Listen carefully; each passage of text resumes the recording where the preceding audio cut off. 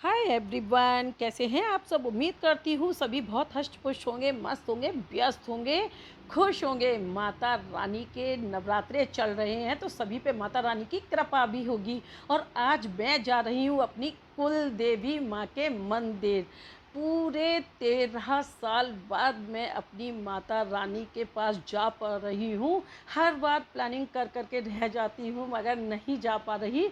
तो आज मेरी माँ ने मुझे बुला लिया है और ये है हमारी सोसाइटी का मंदिर। मैंने पूजा कर ली है और बेटी भी माता रानी को धोख दे रही है। कहते हैं कि माता रानी को पीठ दे के नहीं जाते हैं, तो अपने घर की जो माता रानी है उनको पूजन करके, अपने मंदिर का पूजन करके और अब मैं जा रही हूँ। और यहाँ पर दिखा दूँ कि उससे पहले मैंने प्रसाद तैयार किया है माता रानी का देसी घी में। और कहते हैं कि माता रानी का जो प्रसाद बनाते हैं तो पूरियाँ एकदम फूली फूली होनी चाहिए, ना ज़्यादा खरी सिकनी चाहिए, नर्म मुलायम होनी चाहिए। आटे में घी का मोयल लगा के पूरियाँ हमें बनानी चाहिए। नमक का बिल्कुल भी इस्तेमाल नहीं करना चाहिए, चाहे वो फलाहारी ही क्यों ना हो। तो ये फूली फूली पूरियाँ मेरी माता रानी के लिए और प्रसाद कन्याओं के लिए। अब बना रही हूँ मैं यहाँ पे हलवा।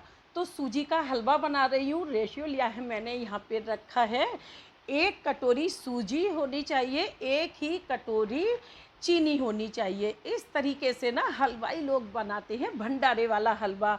तो क्योंकि माता रानी को प्रसन्न करना है तो उनके लिए बना रही हूँ मैं ये हलवाई स्टाइल में हलवा। और इसको बहुत तेज आग पर ही भुना जाता है क्योंकि चीनी इसके साथ मिक्स है। और देखिए कलर चेंज हो गया और पानी डालते ही एकदम बहुत कड़ा हो जाएगा, तो हमें स्टरिंग करनी है, यानी कि काफ़ी तेज़ चलाना है। और अब इसमें तले हुए ये सभी काजू बादाम पिस्ता गोला सब कुछ ले लिया है और इसको मिक्स करके थोड़ा सा इसके साथ भी हम पका लेते हैं और फिर इसकी करेंगे हम गार्निशिंग। और यह हलवा मेरा हो गया है रेडी। तो मैंने ऊपर से भी और घी लेकर और इलायची को पीस के ले लिया है और ये नारियल के बुरादे से, पिस्ता से, काजू से, किशमिश से कर दिया है मैंने डेकोरेट। और अब यहाँ पे बना लेती हूँ चने। चने माता रानी के बहुत पसंदीदा भोग में से हैं। तो माता रानी को हलवा पूरी चने का भोग लगता है, सभी जानते हैं। हींग जीरा ले लिया है, उसी के साथ हल्दी ले ली है और अब हरी मिर्ची भी ले ली है। और यहाँ पर हम नमक का इस्तेमाल करेंगे क्योंकि ये कन्याओं के लिए हैं। माता रानी के लिए सादा छोले मैंने निकाल रखे हैं, तो उनके भोग के लिए सादा छोले और ये कन्याओं के लिए हम कंजके भी वहाँ पे खिलाएंगे। कोशिश करते हैं कि मिल जाए, कन्या बहुत छोटी छोटी मिल जाती हैं। तो ये भोग का प्रसाद बन रहा है और इतनी प्यारी महक है कि बस मन आनंदित हो जाता है इस महक के साथ ही। और ये देखिए ये यहाँ पे अब इसमें डाल देंगे थोड़ी सी अमचूर पाउडर। अमचूर पाउडर के साथ ही इतने टेस्टी बनेंगे। और घी में जब बनते हैं ना माता रानी के भोग या प्रसाद तो बस स्वाद ही निराला होता है। गार्निशिंग कर देंगे हरे धनिया पत्ती से। और अब मेरा ये भी रेडी हो गया। अब माता रानी के लिए मैं लड्डू बना रही हूँ।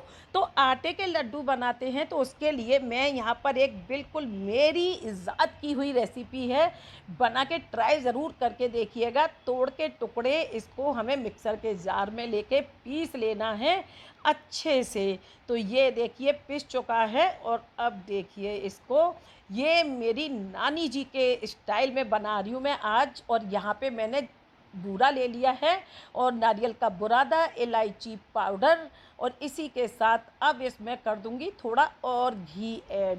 तो अब यहाँ पर ये और घी ले लिया है मैंने और इसको मिक्स करूँगी।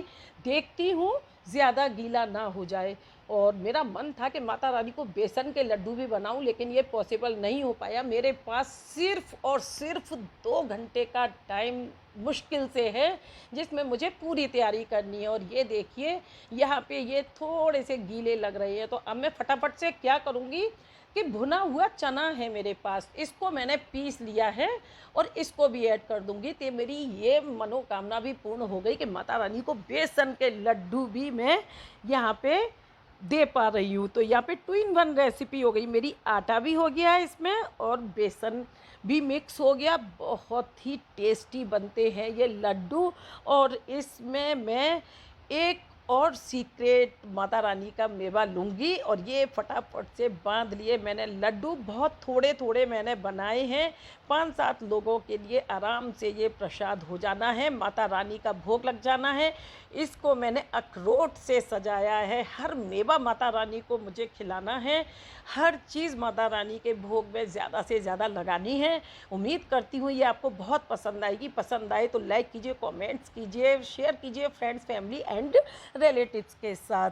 और पहली बार आए हैं तो बेल आइकन को प्रेस करना बिल्कुल भी ना भूलें, ताकि वीडियोस के नोटिफिकेशन फर्स्ट एंड फर्स्ट आपके सामने हो। और लड्डू मेरे तैयार हो चुके हैं, तो अब बना लेती हूँ अपने लिए फलाहार। क्योंकि आज सप्तमी से लेके जैसे व्रत रखते हैं ना, तो अष्टमी नवमी भी मैं व्रत रखती हूँ, क्योंकि नवमी राम नवमी होती है।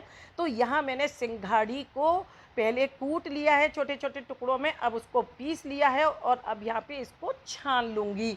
मैं मार्केट का पिसा कुछ भी इस्तेमाल नहीं करती। और ये देखिए छान के अब हमें पूरा यकीन है कि भाई बिल्कुल शुद्ध प्रसाद है। और कांच के जार में इसको भर के रख देती हूँ। जब भी कोई व्रत पड़ता है, पूर्णिमा हो, एकादशी हो, तभी मैं इस पे इस्तेमाल कर सकती हूँ। अब एयर टाइट कंटेनर है ये मेरा, इसमें रख दूँगी और थोड़ा सा जो मुझे चाहिए उसका मैं प्रसाद बनाऊँगी माता रानी के लिए और खुद के लिए, क्योंकि व्रत रखेंगे तो ये भी ज़रूरी है। अब यहाँ ले लिया है मैंने घी और भून लूँगी मैं थोड़ा सा इसको। सिंघाड़ी के आटे को भून के बनाइएगा। मैंने अक्सर देखा है कच्चा बनाते हैं, थोड़ा टेस्ट अच्छा नहीं आता है, भून के बहुत प्यारा टेस्ट आता है। अब ले ली है मैंने यहाँ पे चीनी। सिंघाड़ी मीठी होती है तो ज़्यादा चीनी मैं नहीं लूँगी, तो इसलिए मैंने 1 चमचा चीनी ली है। और अब इसको भी पानी के साथ हमने, इलायची के साथ हमने अच्छे से चला के और बस ये भी बना लिया है। और अब यहाँ इस पे भी मैं गरी का बुरादा लूँगी, तो इसके साथ बहुत प्यारा टेस्ट आता है। इसको पकने से पहले ही जब हम इनको ऐड कर देते हैं ना, तो बहुत प्यारा टेस्ट आता है। और ये भी हो गया मेरा रेडी। और अब बस टिफ़िन मेरा लगने वाला है। माता रानी का भोग प्रसाद अलग लग गया और ये फलाहारी टिफ़िन जो है वो अलग लग गया। तो अब बस हम चल दिए हैं। और ये है मेरी वैष्णो देवी माता धाम, वैष्णो देवी माता जी का मंदिर। तो बस गाते चले, गुनगुनाते चले, चलो बुलावा आया है, माता ने बुलाया है ना। तो बस अब चल दिए हैं। और यहाँ से अब ये सुनसान से रास्ते और माता रानी के भजन उनको नहीं सुना सकती हूँ, क्योंकि कॉपीराइट्स लग जाते हैं, तो थोड़ा सा डर लगता है। और बस माता रानी के नशे में चूर हैं सभी। और ये यहाँ पे जयकारा लगाते हुए, और ये यहाँ पे ये बेटी का लूडो चल रहा है, भाई बहन लूडो खेल रहे हैं अपने। और यहाँ पे ये देखिए हमारे ट्रांसपोर्ट से रिलेटेड रिलेशंस, फैमिली, तो मैं जो भी बोल सकते हैं, तो हम लोग साथ ही हैं। और कहते हैं धार्मिक यात्रा में अगर हम किसी को साथ लेके चलते हैं तो इसका भी पुण्य होता है। और ये आ गया हमारा टोल। और ये यहाँ से रास्ते में जगमगाहट, चारों तरफ माता रानी की धूम मची हुई है। बड़े लंबे रास्ते हैं, अच्छे रास्ते हैं। सभी तरीके के रास्तों को पार करते हुए ये पहुँच गए अलीगढ़ में साहब। अब यहाँ पे ये देखिए, यहाँ से अभी रास्ता बहुत अच्छा है, बहुत बढ़िया है, बिल्कुल कहीं भी रुकने का नाम नहीं है। और अब यहाँ टर्न आता है ना, माता रानी के मंदिर हैं, सजे हुए हैं सभी तरफ से, प्यारा सजा है तेरा द्वार भवानी। और ये भक्त लोग सभी तरीके के जा रहे हैं और बहुत तरीके से मिले हैं। ट्रैफिक यहाँ का बहुत परेशान करने वाला है, तो इसमें थोड़ा थोड़ा सा लगा टाइम। लेकिन नाइट में ना निकलने का बस यही फ़ायदा होता है कि हम हैवी ट्रैफिक से बच जाते हैं। तो अब यहाँ से भी जैसे अब पूरा अलीगढ़ ही अलीगढ़ ये चल रहा है। और ये रास्ता जो आ गया, अब यहाँ पे नाइट में कुछ भी टेंशन नहीं है, बस चलते जाना है। तो मैं तो बस माता रानी की अरदास में लगी हुई हूँ। और वही कहते नहीं है कि बहुत, जब माता रानी दिल से चाहती है तो बस उसी वक्त हमारा बुलावा आता है। और ये सारे जो मंदिर बीच में हैं, सभी को मत्था टेकते हुए, अपनी मुरादें बोलते हुए मुझे आज भी यकीन नहीं हो रहा कि मेरे जीवन के कुछ काले साल ऐसे थे कि जहाँ मैंने अपनी माता रानी से चाहते हुए भी उनसे मिल नहीं पाई। तो पत्थर की राधा प्यारी, पत्थर के कृष्ण मुरारी, पत्थर से पत्थर घिस के पैदा होती चिंगारी। तो बस ये सॉन्ग अभी चल रहा है इस वक्त। कुछ रोना है, कुछ हंसना है, बहुत खट्टी मीठी यादों के साथ बेटे के मुंडन की यादें ताज़ा हो गई। हमारे यहाँ बेटों का मुंडन जो है हमारी माता रानी पे ही होता है। और कहते हैं कि हमें साल में एक बार तो ज़रूर अपनी कुल देवी या कुल देवता को मनाना चाहिए, उनके स्थान पर जाना चाहिए। कह देते हैं ना कि हर जगह देवी देवता होते हैं, ऐसा नहीं है। हर जगह होते ज़रूर हैं, लेकिन ऐसा भी नहीं है। उनको अपनी पूजा चाहिए होती है। न जाने कितने टाइम से हम अब नहीं जा पाए हैं, तो बहुत सारी प्रॉब्लम्स का सामना भी किया है। तो जगमग जगमग ज्योत जले है, तो ये झगमग ज्योत और बस अंदर से यही है कि जितना नज़दीक जाते जा रहे हैं ना, उतना ही मुझे तो रियल में यकीन नहीं था कि आज पूरे 11 साल बाद मुझे माता रानी से मिलने का मौका मिलेगा और दो दो माँओं से मिलने का मौका मिलेगा। तो मैं बहुत एकदम से बयान नहीं कर सकती कि मैं किस तरीके से बिल्कुल एकदम एकटक लगाए बैठी हूँ कि बस ये रास्ते ना थोड़े से छोटे हो जाएं और मैं जल्दी से जल्दी अपनी माता रानी के पास पहुँच जाऊँ। और आज तो पता नहीं क्या हाल होने वाला है, सारी व्यथा अपनी सुना दूँगी। मेरे आंसू नहीं रुकने वाले, ये मुझे पक्का यकीन है। लेकिन हाँ, ये है कि चलो कोई बात नहीं, आज मुझे बुलाया है। और ये देखिए माता रानी के जो है ना एकदम सुनसान रास्ते, तो यहाँ पे बस लग रहा है कि हम टाइम पे पहुँच जाएंगे कि ब्रह्म मुहूर्त में जो गंगा स्नान करते हैं ना, हमारे गौतम ऋषि किया करते थे। तो बड़ा प्यारा सॉन्ग है, गौतम ऋषि का सदा से नियम था, नहाते थे गंगा सवेरे सवेरे। तो यहाँ पे मैं भी बस उसी नियम से पूजा करना चाहती हूँ, माँ की अर्चना करना चाहती हूँ। और स्टीमर में बैठ के आज जो है माता रानी के बीचों बीच जाके, कहते ना पहले नाव सहारा होती थी तो नाव से जाके पूजा किया करते थे बीच में। और इसी तरीके से मैं भी आज अपने पितरों को जल दूंगी और अपने देवी देवताओं को, कुल देवी देवताओं को, सभी को मनाऊंगी। मैं अपने पितरों को अपने साथ लेके आई हूँ, तो उनको भी स्नान कराऊंगी। भाव होता है ना। और ये देखिए माता रानी के सच्चे भक्त हैं हर तरीके से। तो हमारी जैसी सामर्थ्य होती है, हमें उसी सामर्थ्य के अनुसार साल में एक बार तो कम से कम हाजिरी देनी ही देनी चाहिए माता रानी के चरणों में, अपने कुल देवी और देवता के चरणों में। और कुल देवी देवता को ना चाहे आप लाखों का प्रसाद चढ़ा दो, कुछ भी कर दो, लेकिन जब तक आपने अपने भाव से बना हुआ प्रसाद नहीं चढ़ाया, हमारे कुल देवी देवता हमें नहीं बिल्कुल भी समझते, ना ही हमसे खुश होते हैं। तो कुल देवी देवता पर जब भी जाएं तो आटे के लड्डू बना के ले जाएं, ये बहुत ही ज़्यादा खुश कर देने वाला होता है। माता रानी बहुत खुश हो जाती हैं। और आ गए हैं बिल्कुल गंगा जी के पास। और ये देखिए पैदल यात्री जाते हुए, तो पहले के टाइम में यही पैदल किया करते थे सफ़र लोग। और आज तो खैर थोड़ा सा भी पैदल चलना नहीं चाहते, पार्किंग में पहुंच चुके हैं। और पार्किंग में पहुंचने के बाद पूरी पार्किंग फुल हो रखी है अभी इस टाइम। तो यहाँ पे अब हम पियेंगे चाय, कुल्हड़ वाली चाय। और कुल्हड़ वाली चाय बाबा ने बहुत अच्छे से साफ़ करके बनाई है, अदरक वगैरह, इलायची वगैरह सब कुछ डाल के। और इसके बाद करेंगे गंगा स्नान। भाई मुझे बहुत डर लगता है जल से, कैसे स्नान करूंगी मैं आज समझ नहीं आ रहा। और ये लोटा स्नान, ऐसा ही लोटा स्नान मैं करती हूँ, तो मैं पता नहीं किस तरीके से करूँगी, लेकिन चलिए करती हूँ। तो आज मैंने डुबकियाँ लगाई हैं अपनी लाइफ में पहली बार। और अब नहा के हम पूजा करने के लिए आ गए हैं। और माता रानी के बस बीच धार में जाके उनको दूध अर्पण करना है, अपने पितरों को भी जल देना है।